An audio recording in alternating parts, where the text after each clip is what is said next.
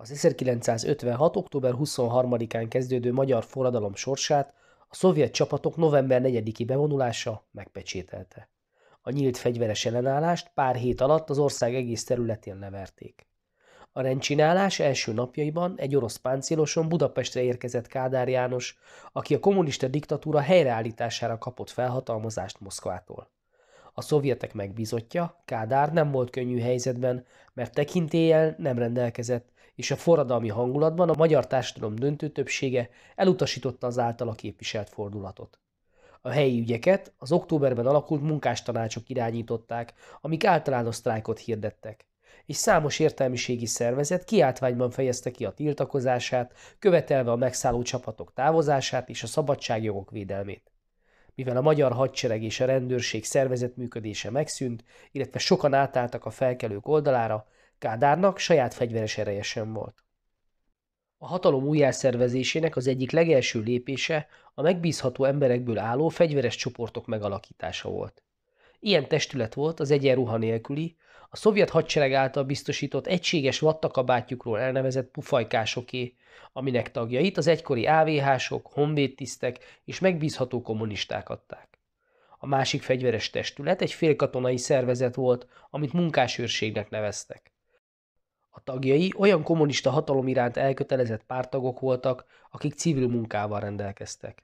A munkásőrök kiképzést kaptak, és a rendes munkájuk mellett végeztek rendfenntartó feladatokat. 1956 végén ezek a fegyveres csoportok a szovjet hadsereggel együtt biztosították a rendet Magyarországon.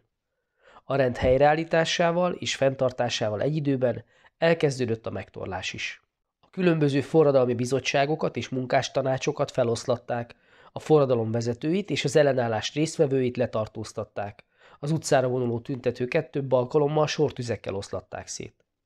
A letartóztatottak ügyeit népbíróságok előtt tárgyalták, az eljárások több éven át folyamatosan zajlottak.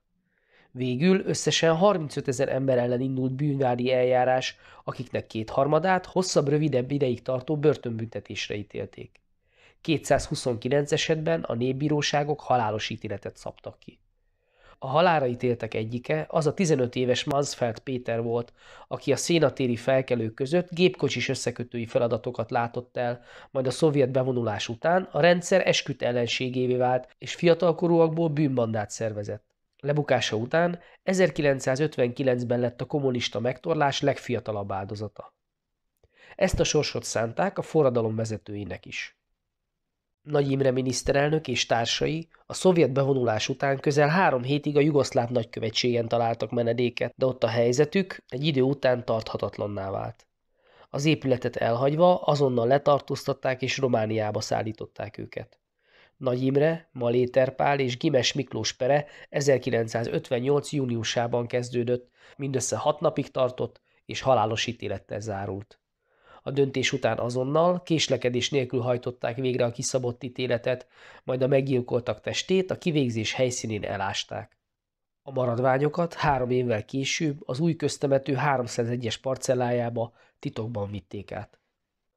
A karhatalom kérlelhetetlen fellépésének és a nyomában járó megfélemlítésnek az is a következménye lett, hogy a forradalom résztvevői, illetve azok, akik nem tudták elképzelni személyes jövőjüket az újra megerősödő diktatúrában, tömegesen menekültek külföldre. 1956 utolsó 2 hónapjában közel 200 000-en hagyták el Magyarországot. A megtorlások gerjesztette félelem megtette a hatását, a társadalom nagy része ezután a passzivitást választotta. A kommunista pártállami rend helyreállítása a párt és az állami szervek újjászervezésével folytatódott. A forradalom alatt a Magyar Dolgozók Pártja ugyan feloszlott, de Magyar Szocialista Munkáspárt néven újjá is alakult. Ennek a pártnak a taglétszáma kezdetben 40 000 fő lehetett, de viszonylag gyorsan 1 év alatt a 10-szeresére növekedett. Az új párt 1957-ben az első országos gyűlésén megerősítette Kádár János politikai irányvonalát, ami egy kétfrontos harc meghirdetését jelentette a párton belül maradt reformkommunistákkal és a radikális nézeteket valló sztálinistákkal szemben. A fiatalok világnézetének szocialista értékrend szerinti átalakítását továbbra is fontosnak tartották, ezért megtartották az 1948 óta működő úttörő mozgalmat. Ebben a kommunista irányítás alatt álló egyedül hivatalos gyermekszervezetben a fiatalokat olyan kisdobos és úttörő csapatokba szervezték, ahol a kommunista ideológia megismertetése és elfogadtatása mellett fontos volt a sport, a kultúra, valamint a technikai nevelés is. A 14 éven felüli fiatalok számára viszont új tömegszervezetet hoztak létre. Ez lett a Kommunista Ifjúsági Szövetség, aminek a legfontosabb feladata a párt értelmiségi utánpótlásának biztosítása volt. A pártszervezetek újjáalakulása után helyreállt a pártállami rend, aminek a lényege, hogy bár elvben léteztek államigazgatási szervek, az országgyűlés, az annak felelős kormány és bíróságok is, de a valóságban a Magyar Szocialista Munkáspárton belül születtek meg a döntések, ezért a működésük pusztán formális volt. A párt irányítása ráadásul nem csak a politikára terjed ki, de a gazdasági élet egészére, a közigazgatásra, a hadseregre, a rendőrségre, valamint a sportra és a kultúrára is. A pártállami rend helyreállítása megerősítette Kádár János hatalmát is, aki a Magyar Szocialista Munkáspárt vezetőjeként egy több mint 3 évtizedig tartó korszak névadója lett. Kádár János, aki eredeti szakmája szerint írógépműszerész volt, az 1930-as évek elején lépett be az illegális kommunista mozgalomba. Mozgalmi tevékenysége miatt letartóztatták, a börtönben ismerkedett meg Rákosi Mátyással. A szabadulása után párt megbízásokat teljesített, majd tevékeny részt vállalt Magyarország szovjetizálásában a II. Világháború után. A fiatalabb generációhoz tartozó kommunista politikust Rákosi és társai azonban politikai ellenfelüknek tekintették, ezért koncepciós pert indítottak ellene. Az életfogytiglani börtönbüntetéstől csak Sztálin halála és az enyhülés időszaka mentette meg. Ezután felülvizsgálták az ügyét, és visszakapta a tisztségeit is. Az 1956-os forradalomban kezdetben Nagy Imre oldalán vett részt, október 30-ától még államminiszterként folytatott tárgyalásokat a szovjetekkel. De a tárgyalások során a hozzáállásában fordulat következett be. Titokban Moszkvába szállították, ahol a kommunista vezetőktől kapott közvetlen felhatalmazás alapján a magyarországi diktatúra helyreállítására kapott megbízást. Kádár János a megtorlás időszaka után az elődjeitől eltérően egy új szemléletmódot képviselt. Törekedett ugyanis a passzív többség megnyerésére, amit a rendszer alapfeltételének tartott. Hogy ezt fejezte ki, az 1961-ben elhangzó ismert jelmondata is, hogy aki nincs ellenünk, az velünk van. A politikai stabilitáshoz tehát társadalmi nyugalomra volt szükség, amit pedig nézete szerint az emberek elsődleges szükségleteinek kielégítése teremt meg. Ha ezen felül a párt még az életszínvonal folyamatos emelkedését is biztosítani tudja, akkor a magyar társadalom elfogadja majd a kommunista rendszert. A megfélemlítés korszaka után a hatalomgyakorlásnak ez az új szemlélete a magyar társadalom számára megkönnyebbülést jelentett. Az állam élhetőbb életkörülményeket teremtett, cserébe a társadalom tagjaitól csak a rendszer hallgatólagos elfogadását várta el. Ez a kompromisszum a kádári alkú lényege. Ez a megegyezési hajlandóság jelent meg a kulturális és a vallási élettel kapcsolatban is. A rendszer törekedett a nem vagy kevésbé kompromittált művészek megnyerésére. Kossuth-díjjal jutalmazták az addig mellőzött művészeket, Németh Lászlót, Kodály Zoltánt és Szabó Lőrincet, és elindították az Élet és Irodalom című heti lapot, amiben megjelenési lehetőséget kínáltak a fiatal művészeknek, értelmiségieknek. A Kádár-korszak kulturális életét csaknem végig Acél György irányította, akinek a nevéhez a 3T néven ismertté vált elv kapcsolódott. Acél György a művészek és az alkotások megítélése esetében 3 kategóriát alkalmazott.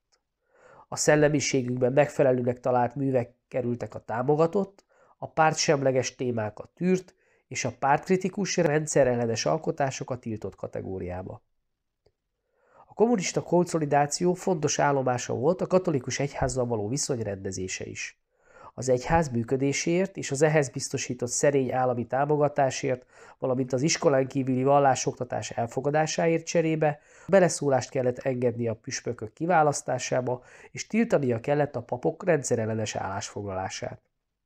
Azokkal az egyházi személyekkel szemben, akik ezeket a feltételeket nem fogadták el, vagy megsértették, a hatalom továbbra is szigorúan fellépett. A Kádár-rendszer működési kereteit tehát az új pártszervezetek és ezek a társadalmi megegyezések jelölték ki. Arról pedig, hogy ez a nyugalom megmaradjon, a Magyar Népköztársaság Állambiztonsági Szolgálatának, a a belső elhárítással foglalkozó része gondoskodott. Ez a belügyminisztérium 3/3-as csoportfőnökségének nevezett szerv nem csak a mai értelemben vett titkosszolgálati feladatokat látta el.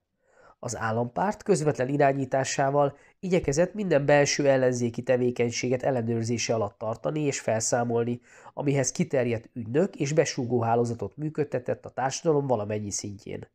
Az ügynökök megtalálhatóak voltak a hivatalokban, a munkahelyeken, az iskolákban, az egyházban és a kulturális életben is.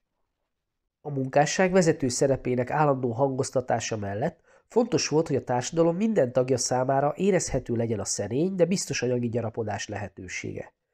Ezt szociálpolitikai intézkedésekkel is biztosították.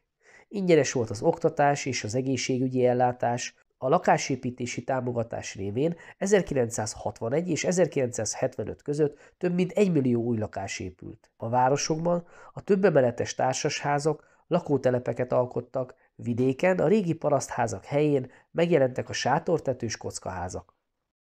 A kötelező társadalombiztosítás a lakosság egészére kiterjedt már, megjelent a családi pótlék és a gyermekgondozási segély is. Megszületett a gulyás kommunizmus kifejezés. A pártállam enyhítette a gazdaság és a szellemi élet szigorát, biztosította az emberek elsődleges szükségleteit, és elfogadható, szerényen gyarapodó életszínvonalat teremtett. Cserébe a magyar társadalom elfogadta az egypártrendszert. Remélem érthető volt és segített ez az összefoglaló. Ne feledd, a podcast leírásában próbára teheted a tudásodat is ezzel a témával kapcsolatban. A linkre kattintva megjelenő űrlapon az összes eddigi, ehhez a témához tartozó, egyszerű választ igénylő érettségi feladatot meg tudod oldani, és a végén a jó megoldásokat is megnézheted. Ha tetszett a podcast, akkor iratkozz fel a csatornára, ha támogatásoddal segítenéd a munkámat, akkor a leírásban megtalálod hozzá részleteket. Jó munkát, sok sikert!